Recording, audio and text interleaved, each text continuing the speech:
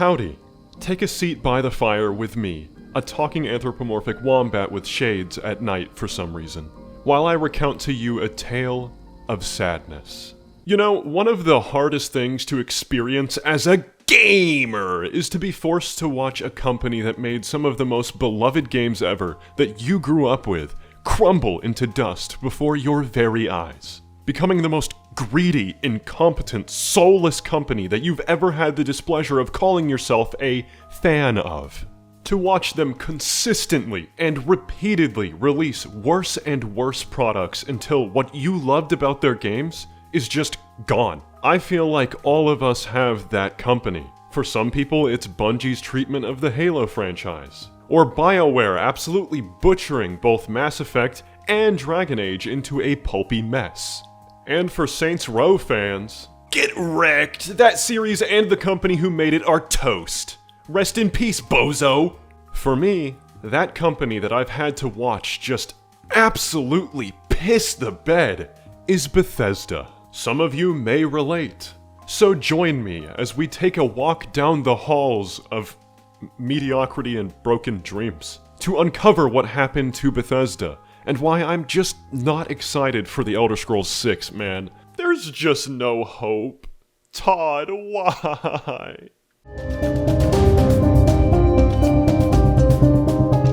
16 times the detail.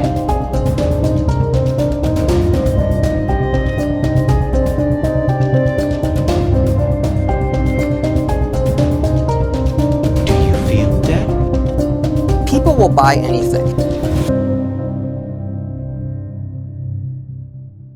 To give you some lore and backstory, I quite literally grew up with Bethesda's games. I annoyed my older brother to play Oblivion on his Xbox 360 as a little squeaker zygote and fell in love with that game. I'm pretty sure my brother wanted to scissor kick me across the room with how often I probably asked to play it, because I was a broke peasant still running around with a PS2, I think. Sorry bro, but I couldn't help it. I had to make a new character for the 50th time just to repeat the first quest in the Fighters Guild where you help that crazy lady and her pet rats. That's right.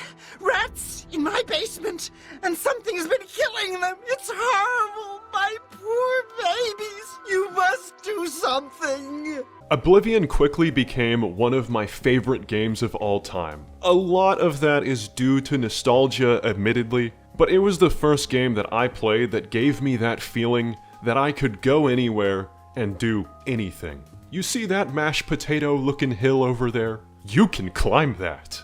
Oblivion hooked me onto the Bethesda brand of RPG. The open world that just begged to be explored from top to bottom. The dungeons full of creepy, spooky little creatures just waiting to smack your delicate booty cheeks into oblivion. Literally. What the hell? Goth mommy? The NPCs that lived their lives independent of the player's presence, that helped make the world feel alive and lived in. Even though they were a little special sometimes. We'll go with that. Snow. We need more snow. Can't have enough snow. Indeed. I remember being blown away by the fact that if you just followed a random NPC, they would just go around doing mundane things, going about their day. It was neat and not something I'd seen before. Most NPCs are just mindless drones wandering around, just making it seem like they have a purpose. Oblivion's NPCs actually have schedules, things they do daily. One may wake up at 8 AM, walk to the local inn to get drunk before traveling to the arena to bet on fights. I'm not ashamed to admit that I've spent hours just watching virtual people eat bread. On an unrelated note, I have about 6 restraining orders filed against me. Of course, the trademarked Bethesda jank was there. It's practically Bethesda's calling card. Bugs and jank. But it was charming back in the Oblivion days. It was a different, simpler time. Yes, Oblivion holds a special place in my ass. And my heart, I guess. The recent remaster is an absolute gem, by the way. Love that, even though it still has some performance issues, apparently. One of the best things from Bethesda in recent memory. And they didn't even make it. One small, little thing, though. A little hiccup, if you will. The Horse Armor DLC. Bethesda sold us horse armor in a DLC for a measly $2.50. You could give your horse some useless cosmetic armor that kinda looked like booty. This was just a little tiny microtransaction, but it was one of the first examples of microtransactions in video games. Yep, all the way back in 2006, Bethesda planted the seed that gamers would pay for anything. How much horse armor did you sell? People will buy anything. That doesn't mean you should do it. They will buy anything. Thank you, Todd Howard. Thank you for this blessing. Anyways, I went on to play Fallout 3 and New Vegas, and those games were the shit! Especially New Vegas, which is a major source of embarrassment for Bethesda because it was made by a different company, Obsidian, and it's regarded to this day as the best Fallout game, despite Bethesda only giving them 18 months to make it. Fallout New Vegas really made you feel like a courier who had just been shot in the head and went rampaging across the Mojave to get revenge on this summa bitch. Then, it happened. 2011. Skyrim was birthed into the world, the most popular and successful game Bethesda has ever made. And we were blissfully unaware back then that the seeds of Bethesda's downward spiral were just planted. I'll tell you what, I was so hyped for Skyrim. I probably watched that E3 gameplay about 1,000 times, just poring over every detail like a virgin nerd. Because I was a virgin nerd. I was like 12 back then. Then, November 11th, 2011 came, and holy cannoli, this game was the bee's knees. The amount of content in Skyrim is just staggering, even to this day. Hundreds of hours of quests, and as always, the world was the best part. Despite this game being older than some of you watching, it's still got some pretty breathtaking views, man.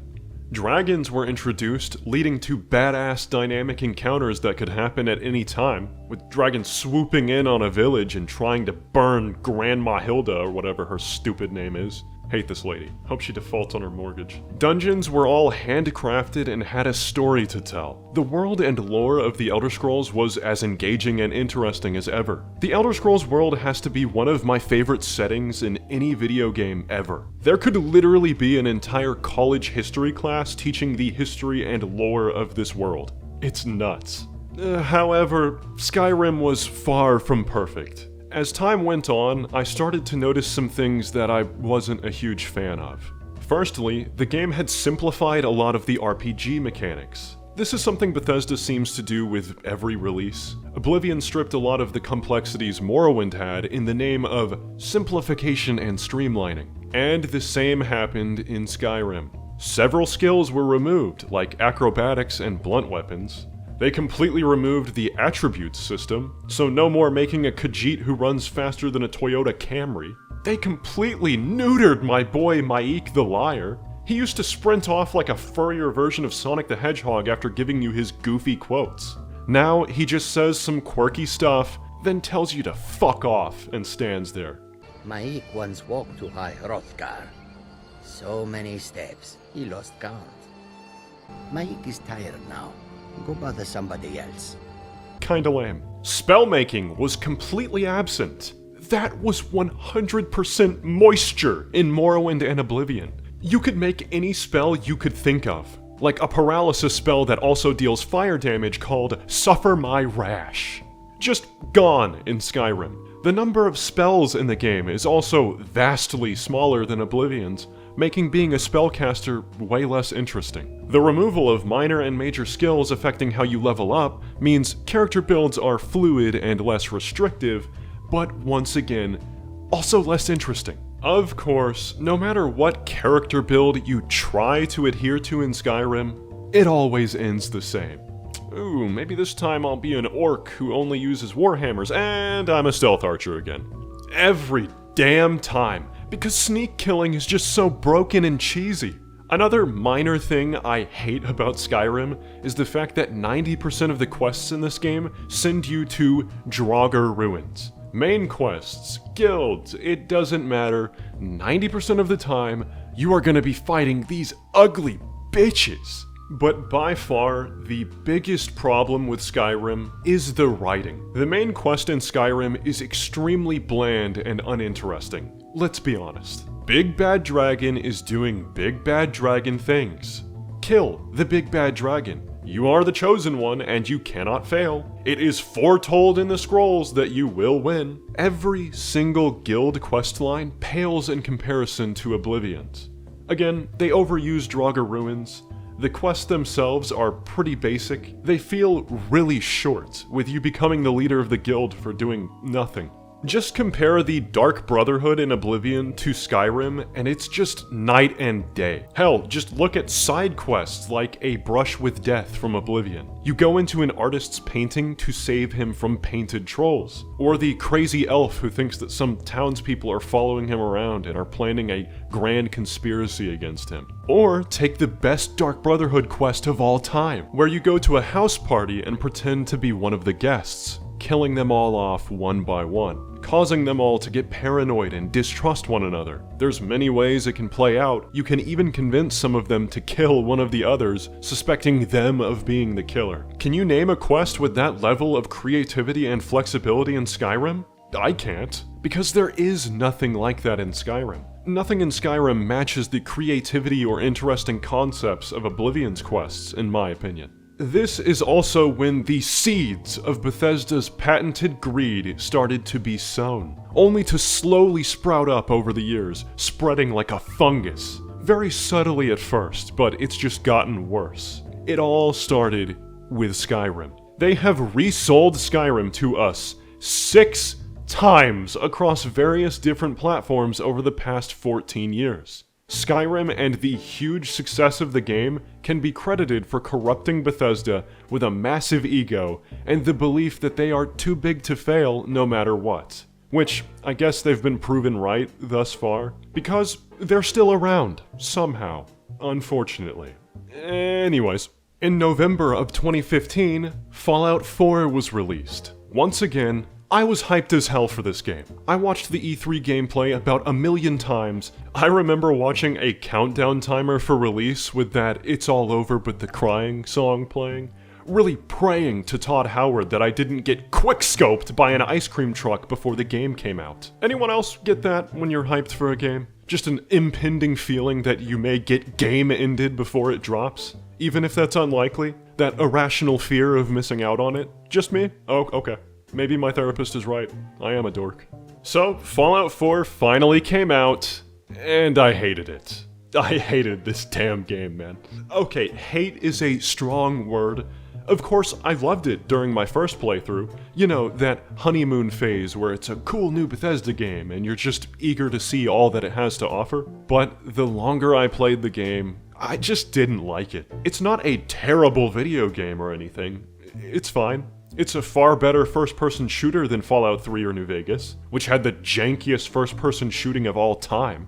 But it just wasn't a good Fallout game. Anything that resembled a role-playing game was just sucked out and replaced with basic, boring, flaccid wiener material. No more skills that you dump points into to get good at stuff. Put in a perk to make pistols do 10% more damage. Yay. Fun. The dialogue system was dumbed down to 4 options. Yes. No. But yes. Sarcastic yes. And why should I do what you're asking me to do? But yes, I'll do it. We had a fully voiced protagonist for the first time in the series, which, no disrespect to the voice actors, did kind of ruin the ability to project yourself onto the character with imagining what their voice sounds like. Codsworth, listen to me carefully. Have you seen him? Have you seen Sean? God damn it, tell me what's going on. Your character was also given a pre-written, bland as sour milk backstory. They're either a war veteran if you're a man, or they're a lawyer if you pick the female.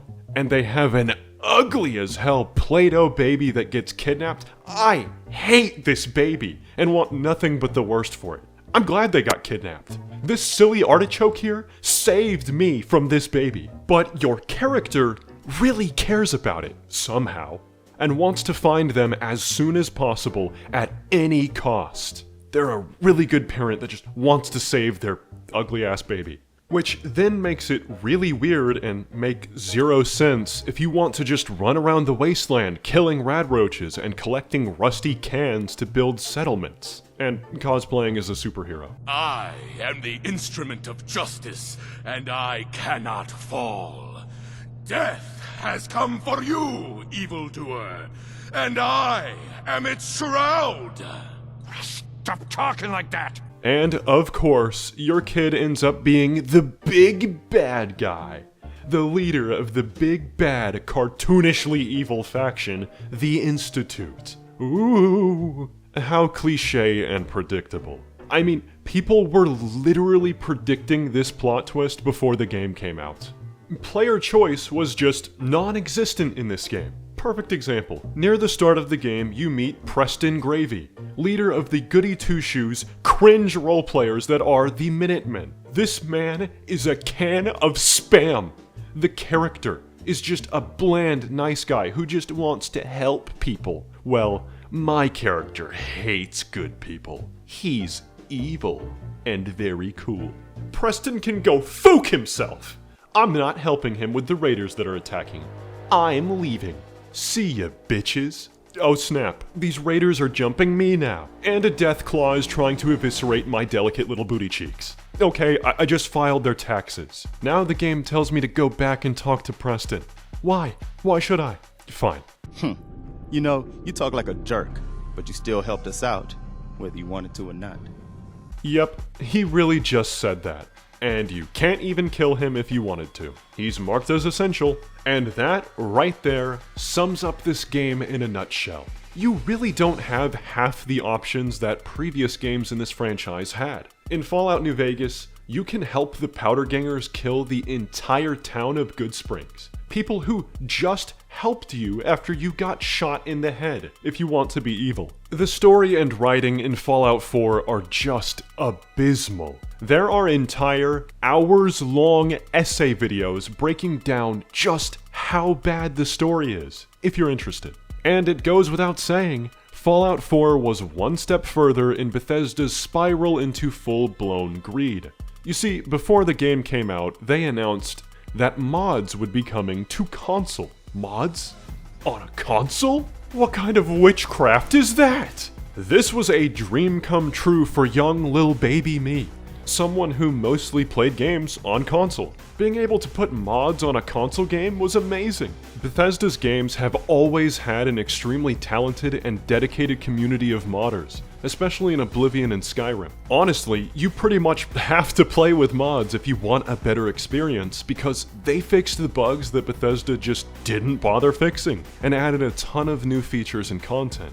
Take, for example, the mod for Fallout 4 that removes the horrible, vague dialogue wheel and shows you exactly what your character is going to say. Bethesda's horrible game design fixed with a simple mod.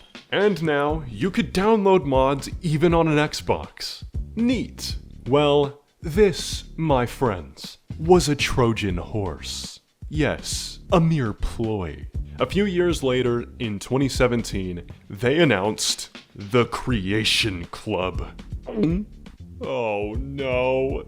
The Creation Club was a new platform where mod creators could upload their mods for money. Paid mods. Something that has always been free and created by a passionate community, monetized. You want a mud crab companion in Skyrim with Dwemer armor? Pay up, bitch! Yikes. Yes, free mods were still available, but the Creation Club would bring in a load of mods that you had to pay money for. This was all under the guise that it was just to give back to the modders by allowing them to be paid for their work, instead of just making mods for free. And all of the content would be screened by Bethesda, so only the highest quality mods would be on the Creation Club. Right. Quality. That's Bethesda's middle name. That's why they sold the Chinese stealth armor from Fallout 3 for $4, which was dog water compared to the free mod. It was worse in every aspect. Quality my left cheek. The Creation Club also does the tried and true greedy method of getting you to spend more by using credits. You see, if you want this 400 credit Chinese stealth armor,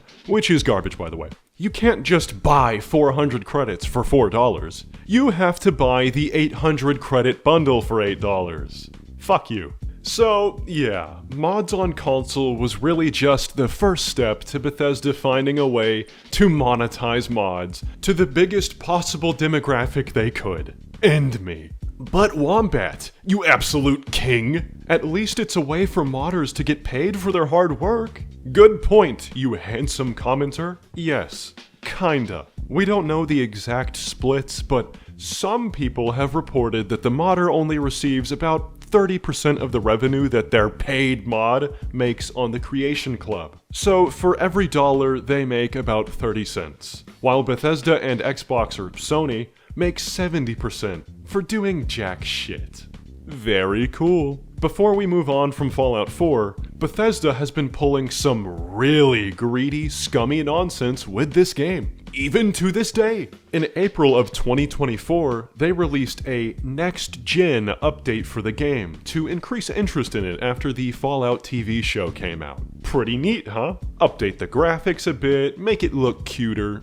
Very neat. Well, I don't know if you know this or not, but Bethesda is incompetent. Painfully incompetent. They broke the damn game! Stuttering, long load times, graphical issues, broken mods, broken save files.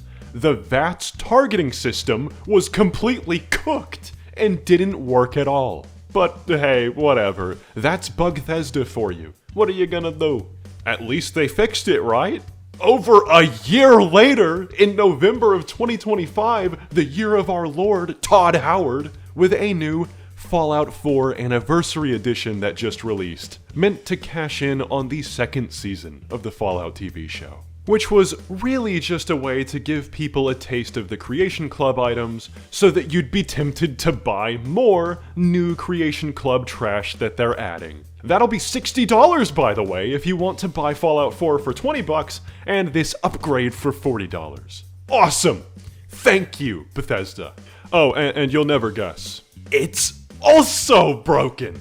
What? You thought Bethesda would be capable of doing something right? Have you been paying attention? Visual glitches, crashes, performance issues, breaking mods that used to work, that's a classic. Even their stupid fucking Creation Club is broken. You would have thought they would have gotten the cash printer working at least, but nope. Jesus H. Christ on a pogo stick. This company is pathetic, incompetent, and greedy. Why do we keep letting them get away with this? This is a AAA game company? If I didn't know any better and you told me they were an indie studio with 2 people, I would still not believe that they're messing things up this badly. It has to be on purpose at this point. Just a big middle finger to their fans. You'll buy it anyways, so suck our balls. People will buy anything. Anyways, moving on. Back to the past. At E3 2018, Fallout 76 was announced and shown off to the world. It allows us to have 16 times the detail. Ooh, multiplayer live service Fallout? What could possibly go wrong with that? Do you even have to ask? Another little indie game called The Elder Scrolls 6 was also shown at this E3, in what is probably the worst reveal trailer of all time. Just a 30-second clip of a sweeping shot of the most barren world I've ever seen. This was probably whipped together in a month just to say, yeah, it exists. Now shut up about it. That's 7 years ago now, by the way. We still haven't seen a whiff about this game, and probably won't for years to come. Why did they even bother showing us this? Anyways, Fallout 76, it came out, it was shit, you know how this goes. Bethesda's incompetence was magnified on full display for the entire world to see. The game was a buggy, unplayable disaster. It was torn to shreds by everyone. Then it got fixed over time, mostly, and is somewhat playable today. It's one of Bethesda's 2 live service games, the other being Elder Scrolls Online. I'm not going to go too in-depth about Fallout 76. I haven't really played it, at least not since around its launch, because I have standards. You all probably remember how terrible this game's launch was.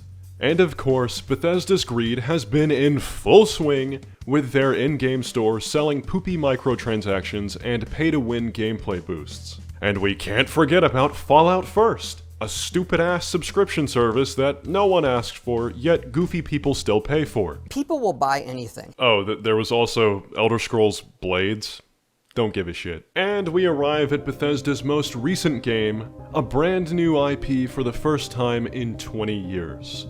Starfield, an open-world space RPG where you can go anywhere you want and do anything you want. Yeah, I didn't care about this game when it was announced. I just didn't care at all. I had completely lost any faith in Bethesda at this point. Their games had just become more and more lazy, broken, and money-grubbing. If you were to measure the hype I had for this game, it was probably negative 10%. That is, until it was closer to launch, and they did the Starfield Direct. Now, I still wasn't rewatching the Direct 100 times, analyzing each frame, watching a countdown for the game's release levels of excited. But I was intrigued. It managed to get a mild, this looks like it could be okay, out of me. So, I was locked in. I was going to give Bethesda one more chance to do something good.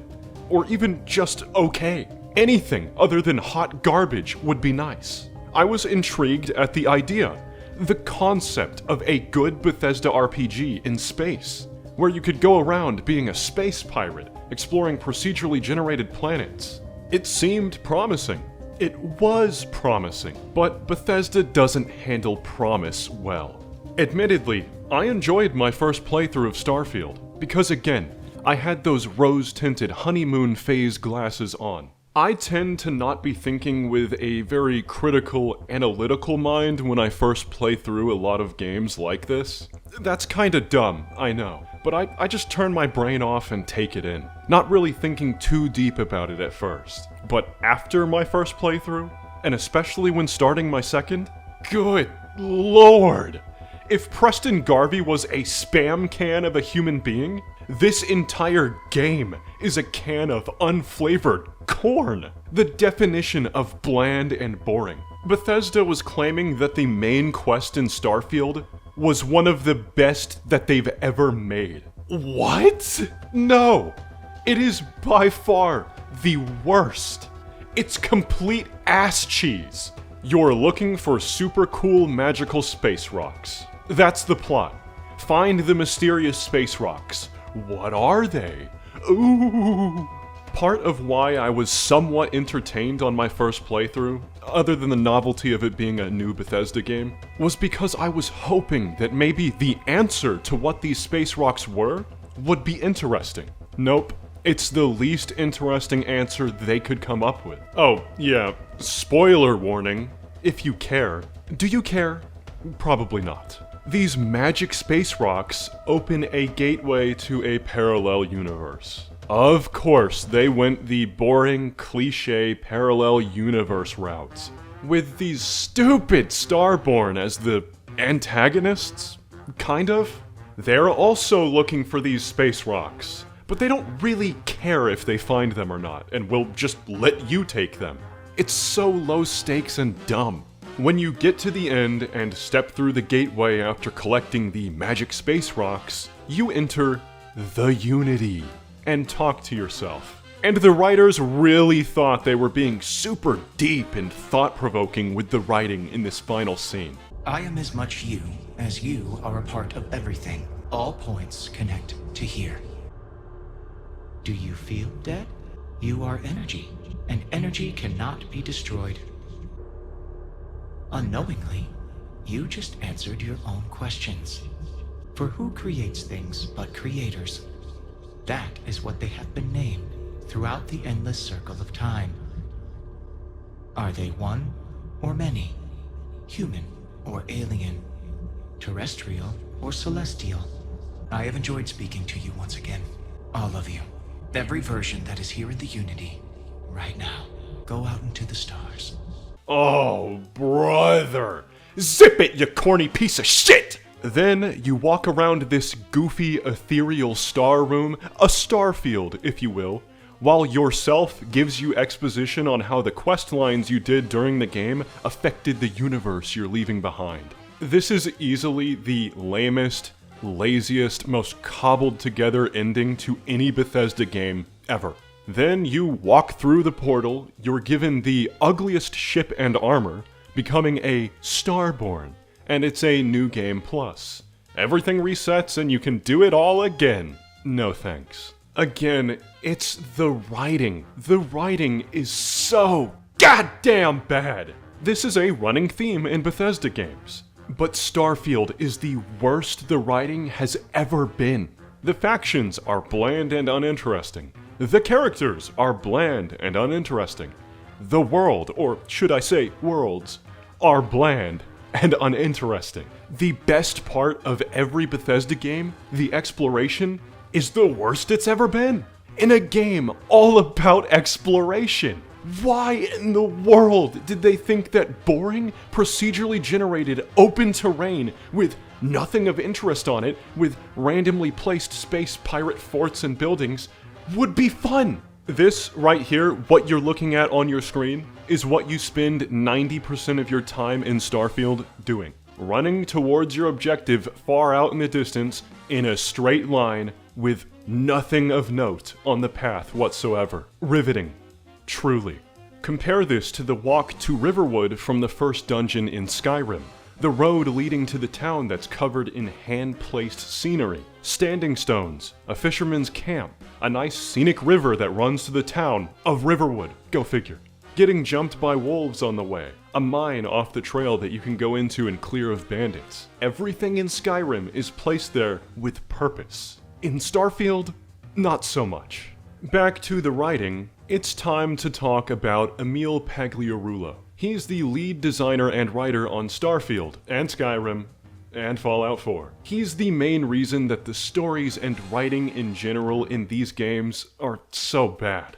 I know that's mean to say, he really is a nice dude, but it's true. He follows the keep it simple stupid mantra for writing. He believes that there's no point in writing a compelling and complex narrative, because in these kinds of games, players are just gonna run around building settlements or collecting bobbleheads. They won't care about the story you write. This is something he's literally said. He also says, write what you know, which makes a lot of sense now that we've seen his writing in Starfield, which is the first time Emil has had to write everything in the world of a video game. With Skyrim and Fallout, he had pre-established lore and cool stuff that he kind of had to include. In Starfield, he had nothing to go off of. So, what does he come up with? Oh, just the most generic and boring world building and story in any Bethesda game to date. Collecting magic space rocks to open a gateway to a parallel universe. Generic deep philosophical prose from the boring antagonists. Calling them Starborn. Very original. I wonder how he came up with that name. He added a generic space pirate faction with no unique qualities whatsoever. Generic space military guys. Starbucks, but in space. A generic space cult that worships a big snake or whatever that got a terrible DLC made about them that I'm not even going to bother going over. It's ass. It was very clear that Emil played Red Dead Redemption 2 and Cyberpunk 2077, because would you look at that? A Wild West themed city and a not Night City themed city that has corrupt corporations on it. Wow, very cool, Emil. Another very small example of Emil using the write what you know thing way too hard. Near the beginning of the game, when you and one of the companions, Sarah Morgan, are looking for some dude, you have the option of diverting course to go check out the moon if you want. You know, our moon, here on this nasty little planet called Earth. You can select a dialogue option where your player character excitedly says, "Forget the artifact, I want to walk on the moon!" Think about this for just a second, logically. Your character lives in the far future, about 300 years in the future, when Earth has been destroyed and abandoned. People are operating a mining colony on Mars. They have likely visited this system before. Tons of people have. Your character has probably been to many moons and planets all across the galaxy. Why the actual ass would they be so giddy and excited about landing and walking around on the Earth's moon? I know why I, the player, was. Because it's our moon. Landing and walking around on the moon in a game is neat. But why would my character give a shit? I'll tell you why. The writers didn't think about the context of the world they've made in this game. They just thought, it's the moon. Of course you'd be excited to explore it. I know, that seems like a very small nitpick, and it really is. It's not like that one immersion-breaking line broke the entire game for me. But it's just one tiny example of the badly thought-out writing in this game. It stacks up over time.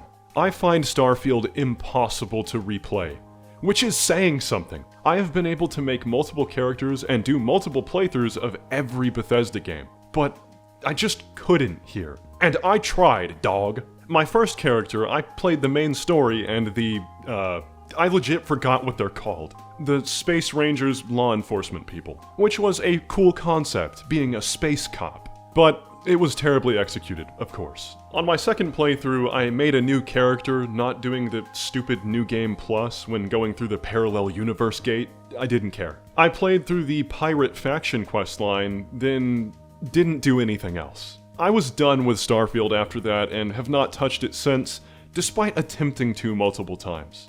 Probably the biggest problem I have with Starfield is how lazy Bethesda got with the faction questlines. There are a number of factions you can join with their own questlines. The two I played were the Space Cops and the Space Pirates. These feel very short, kinda like in Skyrim, but worse. It feels like one long quest, rather than a bunch of quests that tie together an overarching narrative. You don't feel like you're really a part of these factions you're joining. You show up, do one big thing for them, and you're kinda just done.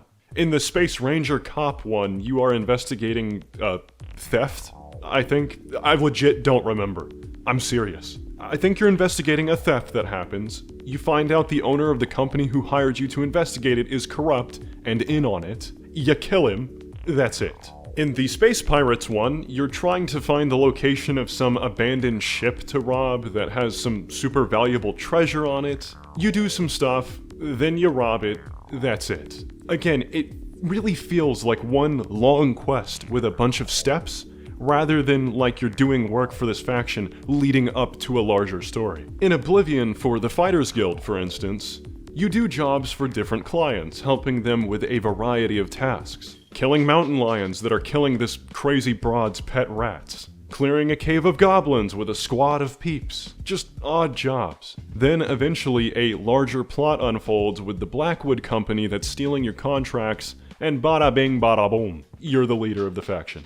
It feels like a story that unfolds over a longer series of quests, which makes it feel less rushed. You feel like your character worked their way up to being the leader of the guild. In Starfield, you do one thing, then you're done. You win. You know what you win after that? You get to do never-ending Radiant quests through a terminal! Yay! Wanna rob randomly generated ships to make more useless money in the pirate faction? Have fun! Wanna blow up bad guy ships endlessly as the Space Cop faction? Effectively doing the same thing you were doing as the pirate faction? Knock yourself out. You get the point. Starfield sucked. It being a brand new IP that they had to build from the ground up, no pre-established lore, no series conventions they could follow from years past, demonstrated how terrible their game design and writing has become. Now that they can't hide behind an established, popular franchise, and it has to stand up on its own, it falls apart. And it goes without saying, of course, that they have the Creation Club full of paid and free mods, where the few dedicated modders this game has have been trying to make Starfield into a worthwhile game. You know, because Bethesda couldn't. And that's kinda where we are with Bethesda in the year of our Lord, Todd Howard, 2025. It is clear that this company failed upwards on its way to success. Back in the days of Oblivion, Fallout 3, Skyrim, their incompetence when it came to making games was charming and more forgivable at the time. The bugs were funny and, dare I say it, cute. Back then, we would just shrug and say, it's a Bethesda game. Sure, it's buggy, but you can't get this type of open-world RPG goodness anywhere else. Back then, sure. But nowadays, you can get huge, well-made open-world RPGs that do everything Bethesda does 100 times better, and with more respect for their customers' wallets. Warhorse Studios with Kingdom Come Deliverance 2 demonstrated exactly how an RPG should be made. I can only hope that the next game they do is a fantasy RPG so they can show Bethesda how it's done. Back in Bethesda's golden years, their obsession with money and obtaining it at any cost was a lot more subtle and concealed. But with the success of Skyrim, with more eyeballs on them than ever, they have become comfortable in their mediocrity. They became emboldened that they could get away with any money-grubbing tactic, and that's what they've been doing ever since. Re-releasing the same game 50 times. Slapping us across the face with their wiener with this Fallout 4 Anniversary Edition, releasing broken, half-baked, uninspired games, monetizing the modders that fix their broken, half-baked, uninspired games. You want actual good content in Starfield? Our modders made some. Pay up, you swine! I have less than zero hype for The Elder Scrolls 6. It's still many years away, as confirmed by our Lord and Savior Todd Howard as recently as this month. It's still going to be in the dogshit creation engine that is held together by chewed up gum and broken dreams, so expect 100 loading screens again. It's still going to be written by this absolute Sigma, so expect no depth, nuance, or effort at all. Because, after all, us dumb gamers wouldn't pay attention anyways. We'd be too busy running around picking flowers and making potions. We couldn't possibly understand a complex narrative. I'm done with Bethesda. I will never, I repeat, never buy a game from them day one again. I am a huge fan of the Elder Scrolls series. I will not touch Elder Scrolls 6 with a 50-foot pole until I see a few reviews saying the game is the bee's knees. If it's mid or even close to the level of Starfield, I'm good. I'll skip it. I just don't care anymore. This company used to be one of my favorites. They've made some of my favorite games of all time. Oblivion is #1 on that list, because of nostalgia mostly. But it had soul, damn it. They gave a damn back then. As far as I'm concerned, they could cancel Elder Scrolls 6 and go bankrupt, and I would shrug and go, welp, they kinda had it coming, and move on with my day. That's how far Bethesda has sunk in my eyes. Anyways, I think I've whined enough. Let me know what you think in the comments.